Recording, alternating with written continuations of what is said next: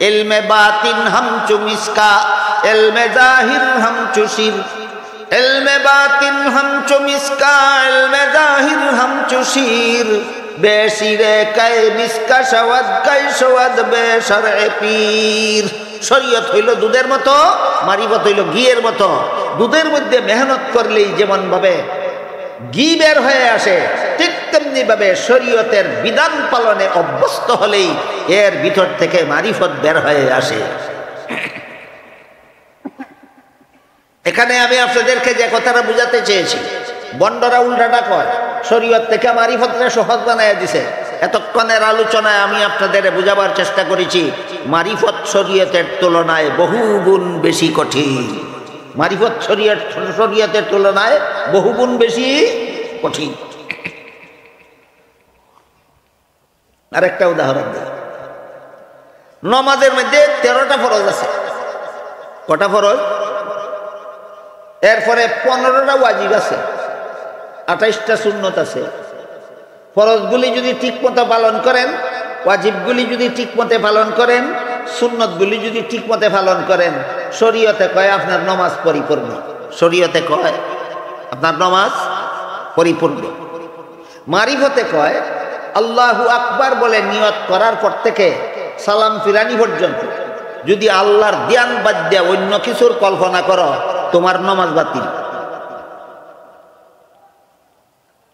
বুঝে থাকলে বলেন তো, শরীয়ত মতো নামাজ পড়া কঠিন না মারিফত মতো নামাজ পড়া কঠিন? তাহলে মারিফত সহজ না শরীয়ত সহজ? শরীয়ত সহজ। মারিফতের তুলনায় শরীয়ত 1000 গুণ বেশি সহজ, শরীয়তের তুলনায় মারিফত 1000 গুণ বেশি কঠিন। মাজারও গিয়া উরুসও গিয়া বেফর্দা মহিলাদের সাথে চলবা দূরের কথা, মারিফতে বলে যে দিকে তাকাইলে বেফর্দা না যায়, দাঁড়ি দৃষ্টিতে পড়ার সম্ভাবনা আছে, সেই দিকে তালাক তাকাইয়া পথ চলা যাবে না, একমাত্র নিচের দিকে মাটির দিকে তাকাইয়া পথ চলতে হবে। এটা মারিফতের বিধান। আর শরীয়তে কয় যেদিকে মনে চায় সেদিকে তাকাও, শুধু বেফর্দা নারী যদি দৃষ্টিতে পড়ে যায় সাথে সাথে দৃষ্টিটা ফিরে নাও, এই পর্যন্তই শরীয়ত শেষ। আমার কথাগুলি বুঝে থাকলে এবার বলুন, শরীয়ত সহজ না মারিফত সহজ?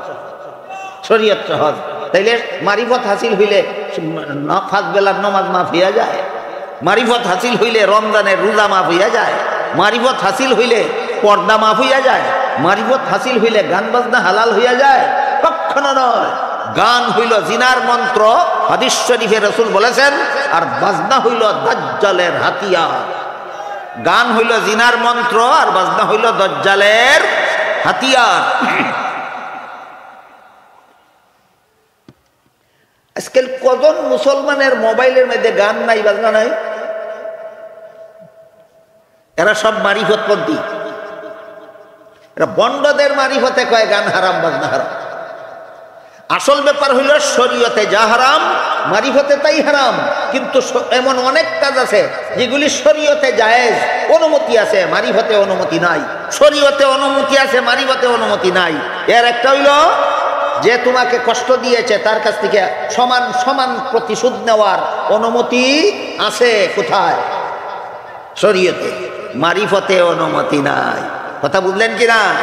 যে তোমাকে আঘাত করেছে তুমি তার কাছ থেকে প্রতিশোধ নিতে পারো, সমান সমান অনুমতি আছে। কোথায়? শরীয়তে। মারিফতে কয় অনুমতি নাই। এটাই আল্লাহ পাক রব্বুল আলামিন সূরা নূরের 22 নম্বর আয়াতে হযরত আবু বকরকে সম্বোধন করে বলেন, সে তোমার সাথে অপরাধ করেছে, এই জন্য তুমি তার খুরাকি বন্ধ করে, তার সাহায্য বন্ধ করে দিয়েছো। শরীয়ত মতো জায়েজ আছে তোমার বন্ধ করে দেওয়া, কিন্তু তুমি চিন্তা করো, আজকে যদি দয়া করে তুমি তোমার অপরাধীকে মাফ করে দাও, কাল হাসরের মাঠে আল্লাহ দয়া করে তোমাকে মাফ করে দেবে। এই চরিত্র অর্জন করার জন্য একটা ট্রেনিং এর দরকার। সেই ট্রেনিংটাও আল্লাহ আয়াতে শিক্ষা দিয়েছেন। হাসরের বিচারের কথা স্মরণ করো, এটাই ট্রেনিং। হাসরের বিচারের কথা স্মরণ করো। হাসরের বিচারে তুমি আল্লাহর কাছে কি আশা করো?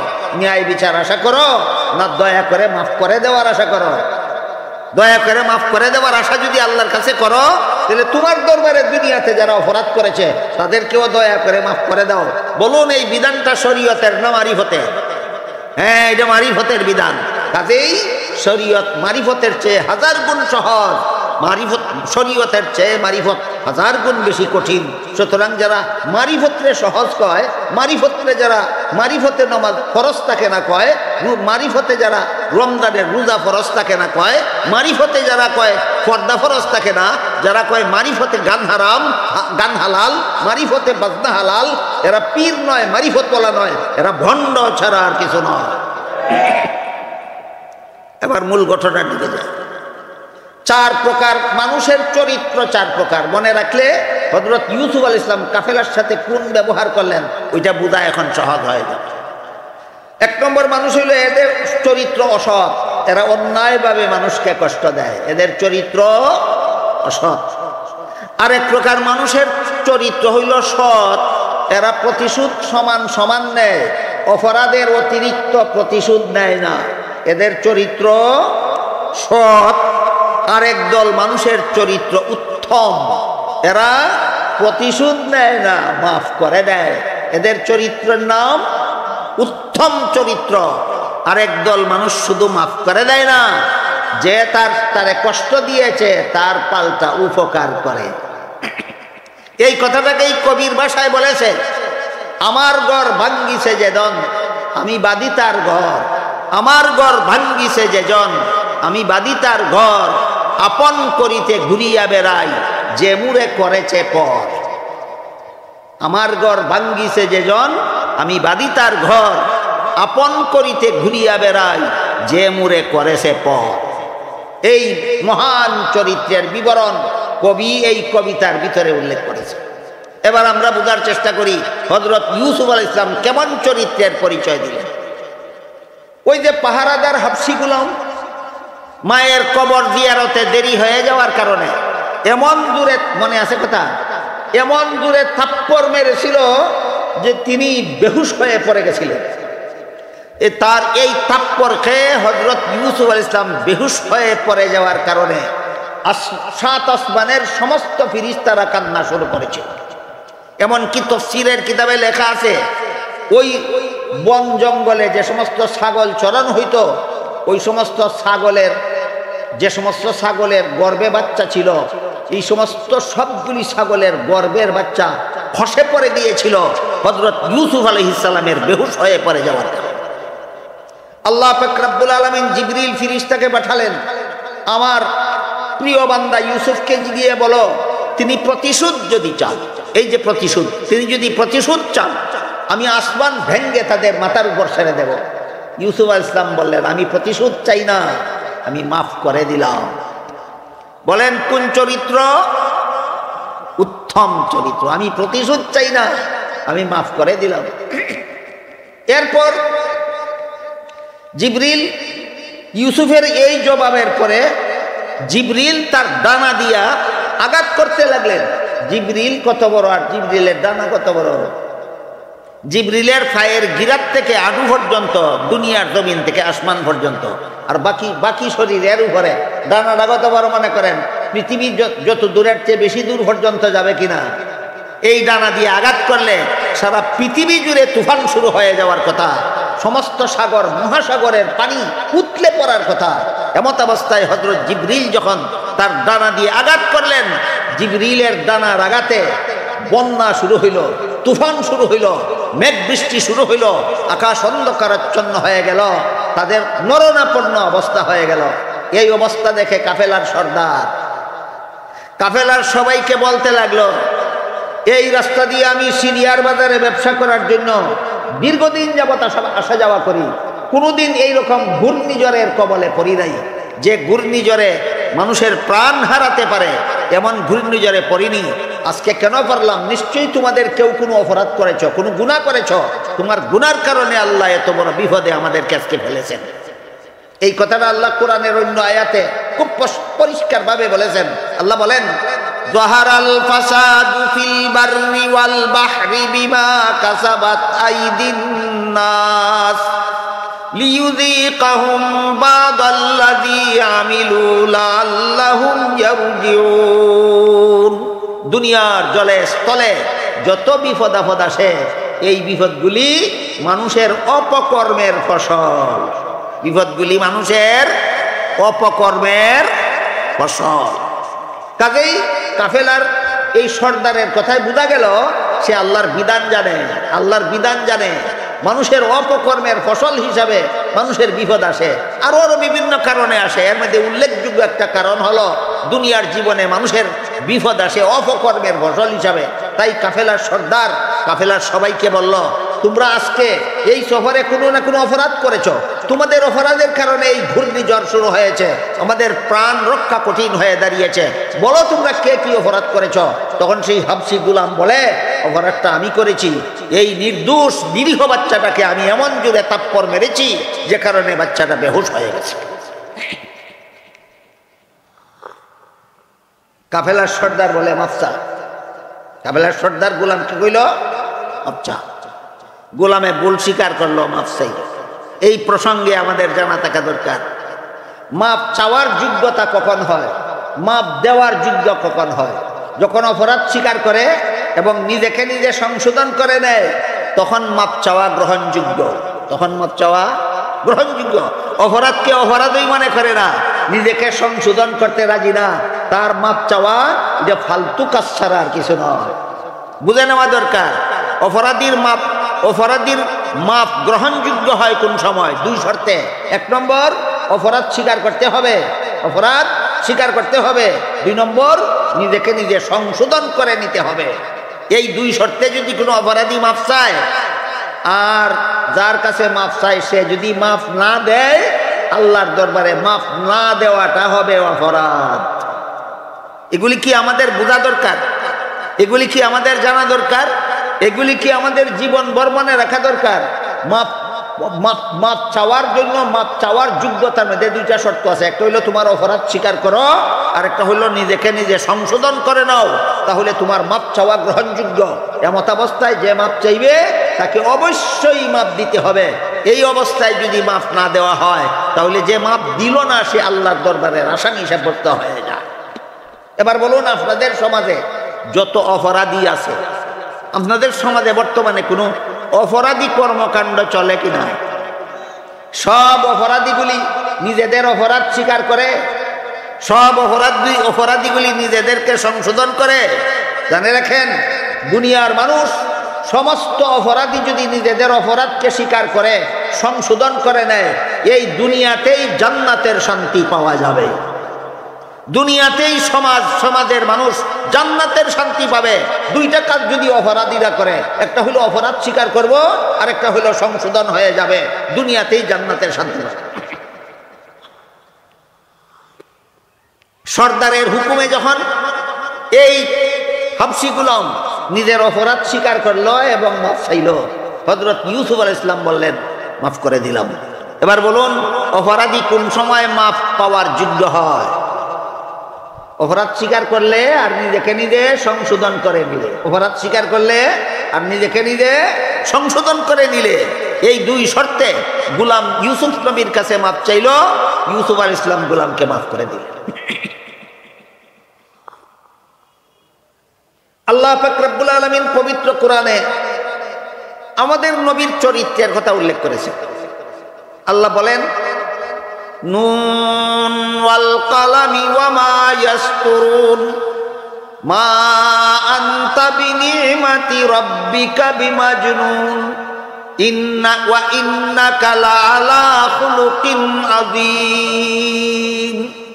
আল্লাহ পাক রব্বুল আলামিন বলেন, আমি আল্লাহ কতগুলি কসম খেয়ে বলেন, বেশ কয়েকটা কসম খেয়ে বলেন,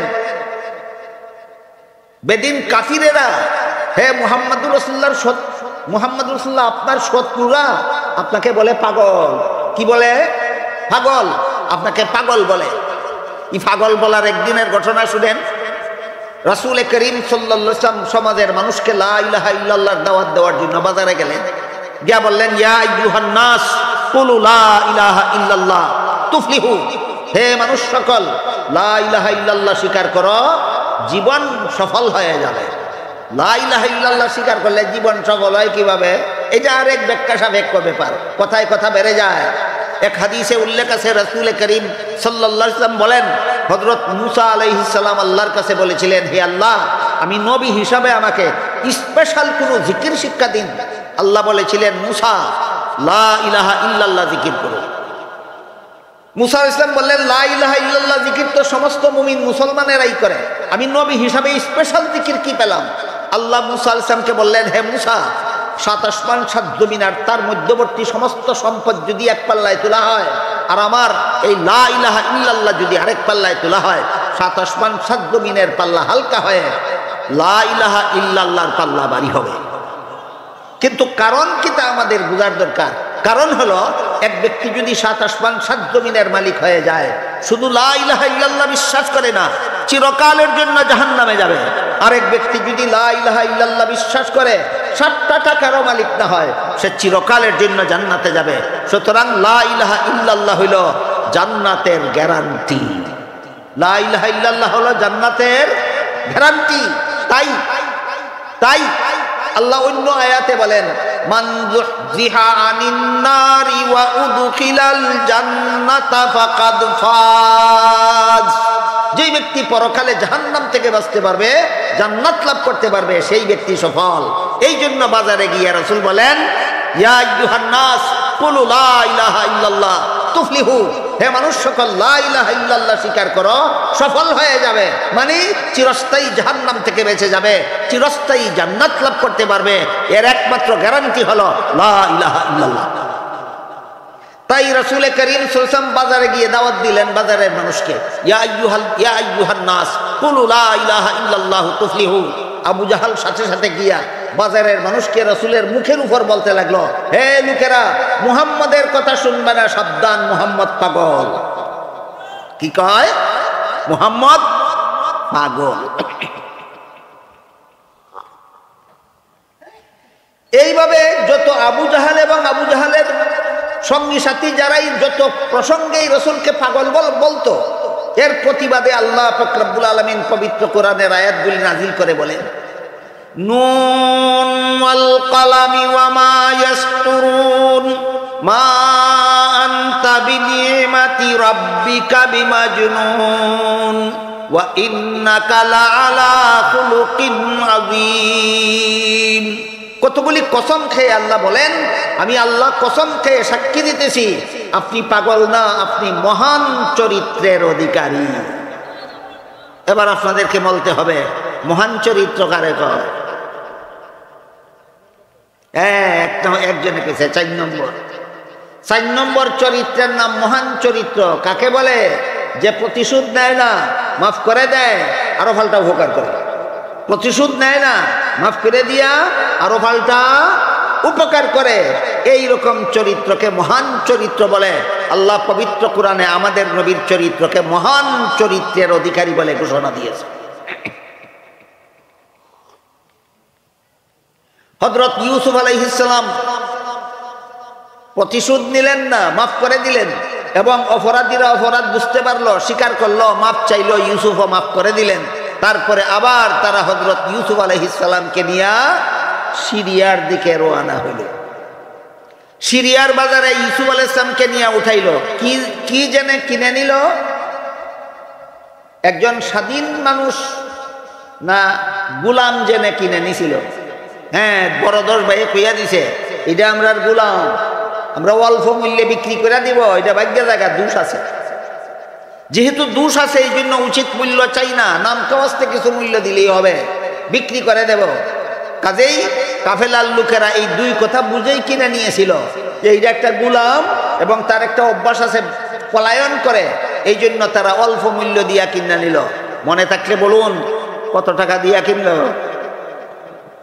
18 দিরহাম, ওজনে 4.5 তোলা রূপা, ওজনে 4.5 তোলা রূপার মূল্যের বিনিময়ে হযরত ইউসুফ আলাইহিস সালামকে ব্যবসায়ী কাফেলা বড় 10 ভাইয়ের কাছ থেকে কিনে নিল, নিয়া মিশরের বাজারে উঠাইল বিক্রি করার জন্য। মনে রাখুন, স্মরণ রাখুন, ইউসুফ কেমন সুন্দর ছিলেন।